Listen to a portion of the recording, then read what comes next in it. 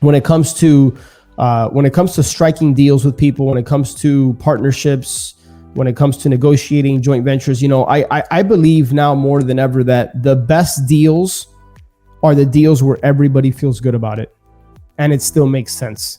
To me, those are the best deals. The best deals aren't the ones that you walk away thinking like I crushed, like I killed it on that deal. And then the other person definitely doesn't have that feeling, or maybe they think they have that feeling, and then in time they realize they don't, and then things end up blowing up. Now, there's a lot of practical things you can do to mitigate against that ever happening.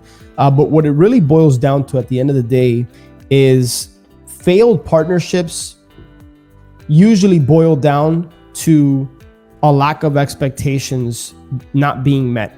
Expectations not being met. In one particular situation, I was on this call and there was an operating agreement that clearly spelled out the split, the equity, the cash flow, the breakdown. And yet when I initially was told what the deal looked like on paper and what was communicated to that person, my first instinct and what I asked this person is, why do you think that person would accept that deal? I mean, it was just such a lopsided transaction in one person's direction that my initial thought was, why would they do that?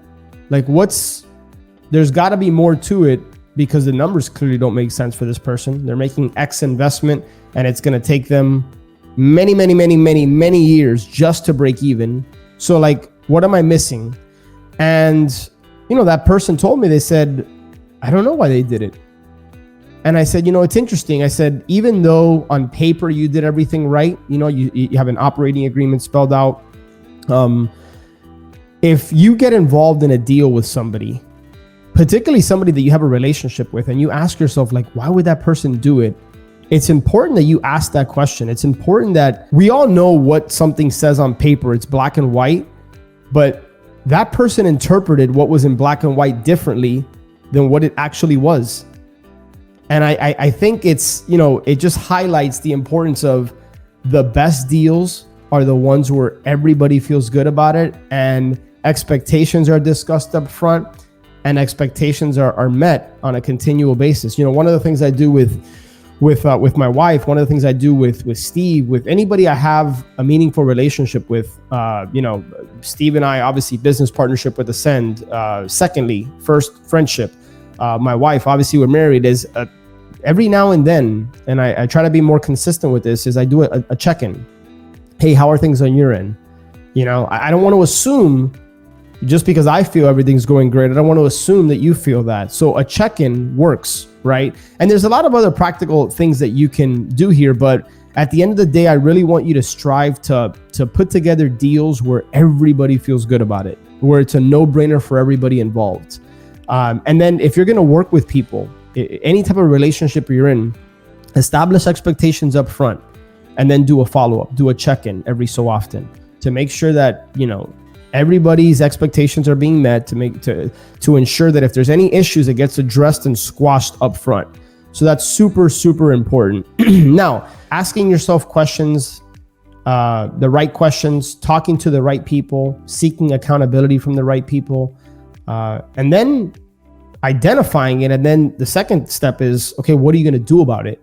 Right? How are you going to change this? How are you going to grow from this?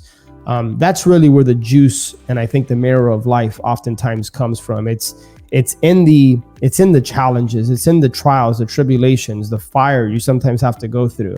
Sometimes it's a small fire, and other times it's a huge fire, and you have no idea how you're going to run through it, or get around it, or go over it, or under it.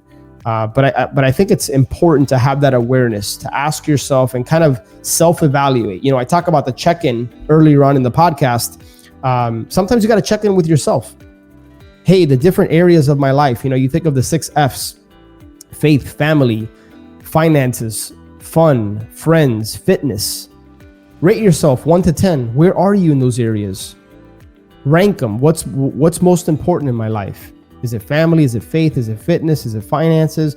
Rank them top to bottom, and then rate yourself 1 to 10 and focus on the ones where there's the biggest delta. Start to ask yourself some of these questions. You're going to gain that awareness about yourself.